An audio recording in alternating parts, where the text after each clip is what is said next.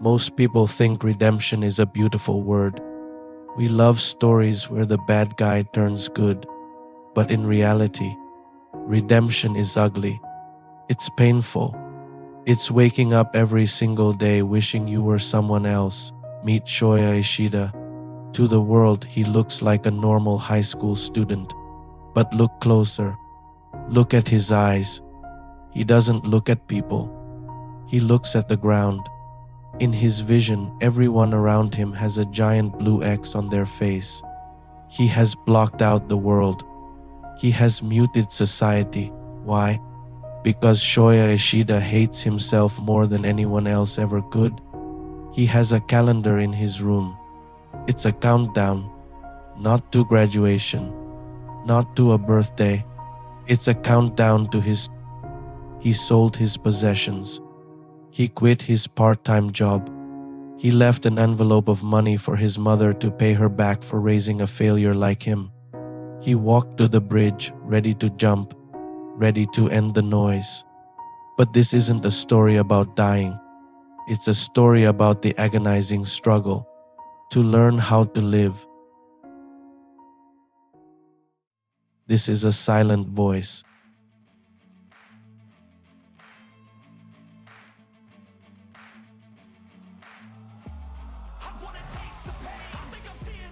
To understand why Shoya wants to die, we have to go back to when he felt most alive. Elementary school. Back then, Shoya wasn't a ghost. He was the king. He was loud, charismatic, and addicted to one thing: fighting boredom.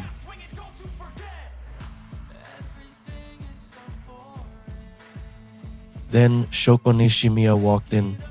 She was the new transfer student. She was cute, she was polite, and she carried a notebook. She wrote, "I am deaf. Please talk to me through this notebook." For the rest of the class, it was awkward. But for Shoya, it was entertainment.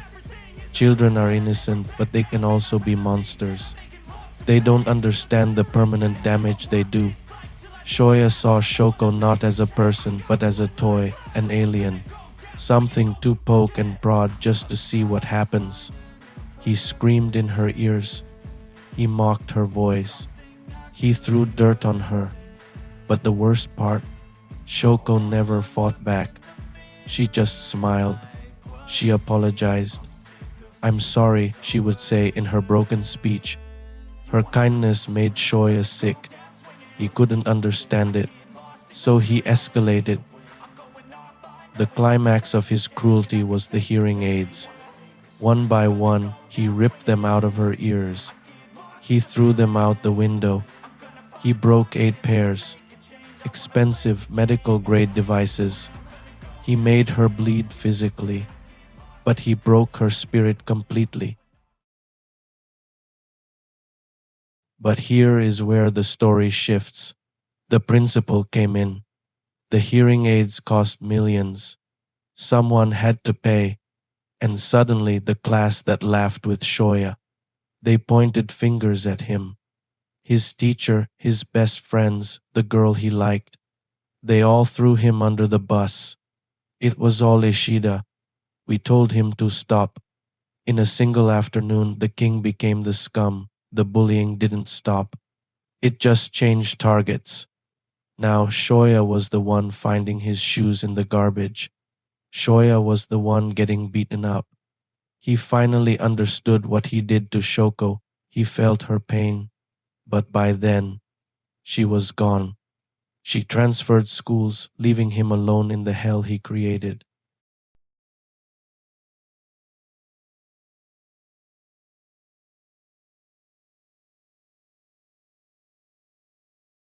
6 years. That's how long Shoya lived in isolation. That brings us back to the bridge. He stepped down from the ledge. He didn't jump. Why? Because he had one piece of unfinished business. He tracked her down. He went to the sign language center. He walked in holding the same notebook she used in elementary school, the one he threw in the fish pond. He fished it out years ago and kept it, a souvenir of his guilt. When Shoko saw him, she ran. She was terrified. The monster was back, but Shoya chased her, not to hurt her, but to talk to her. And then he did something incredible. He moved his hands, he signed. He had spent months learning sign language just so he could apologize properly. He asked her, "Can we be friends?" It was the same question she asked him years ago, the question he spat on. Now he was begging for it. Slowly, awkwardly, Shoya started to build a life. He made a friend, Nagatsuka, a funny, curly-haired guy who refused to leave Shoya alone. Nagatsuka is important. He was the first person to peel the X off his face. Shoya also met Yuzuru, Shoko's little sister who protects her like a bodyguard. Shoya thought he was fixing things. He thought if he could just get the old group back together, he could rewrite the past. But you can't build a future on a rotten foundation.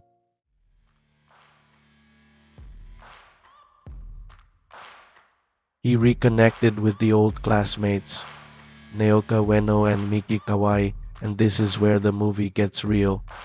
Ueno is honest, but she's cruel. She still hates Shoko. She believes Shoko plays the victim and destroys everything around her.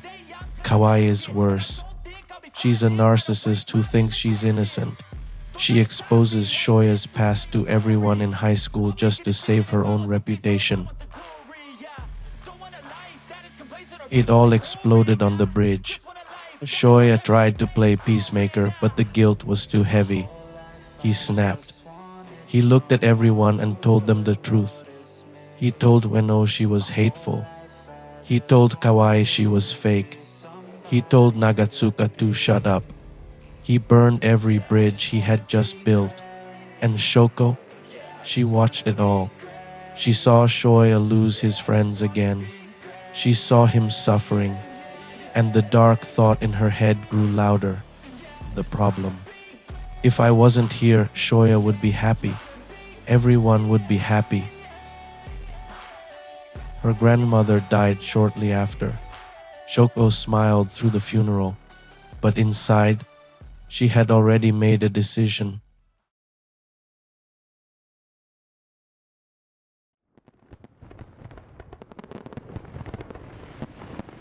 The summer festival.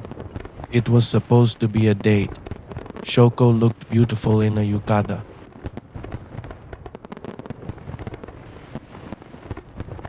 But she left early. She said she had homework. Shoya felt something was wrong. A knot in his stomach. He ran to her apartment.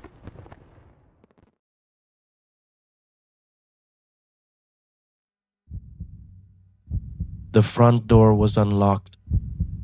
The wind was blowing through the hallway. He walked to the living room. The balcony doors were open, and there she was, standing on the railing, high above the ground. The fireworks exploding behind her, masking the sound of her crying. She was going to jump. She wanted to erase herself to save him. Shoya screamed. He sprinted.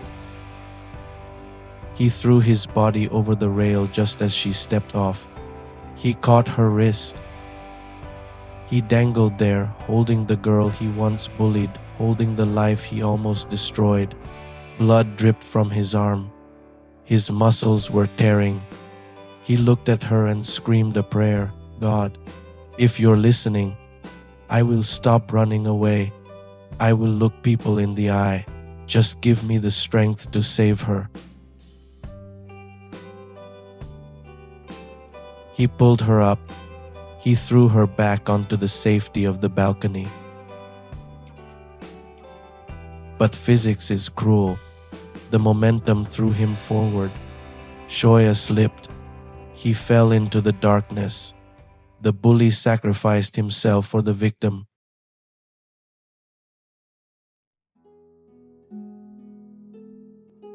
Shoya survived, but he fell into a coma. While he slept, the world changed. Shoko stopped crying and started fighting. She reunited the group. She fixed what was broken.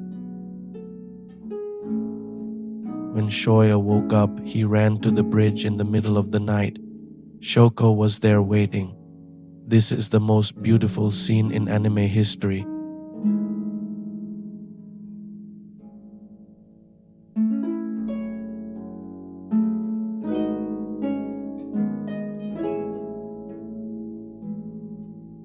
Shoya didn't say I love you. That's too simple.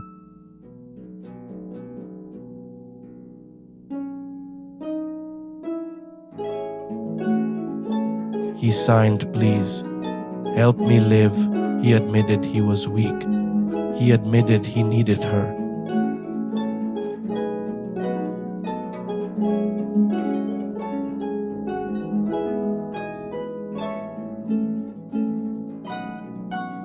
The final scene takes place at the school cultural festival.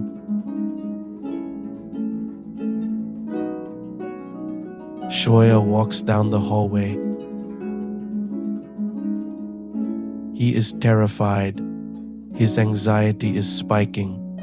The excess are still on everyone's faces. The noise is unbearable.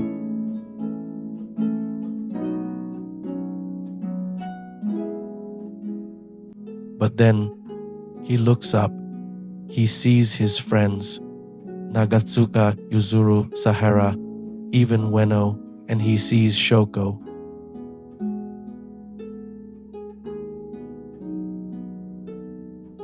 He slowly takes his hands off his ears.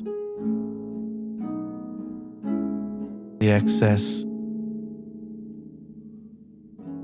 They start to fall, like petals. One by one, the faces are revealed. The muffled noise turns into clear voices, laughter, gossip, life. The world floods in. It's loud, it's scary, but it's beautiful. Shoya starts to cry, not tears of sadness, but tears of relief. He finally forgave himself.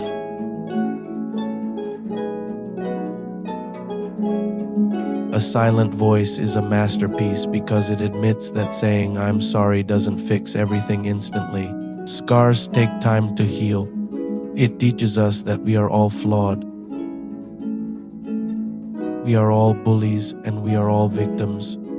But as long as we listen, as long as we try to understand the shape of someone's voice, life is worth living. Thanks for watching.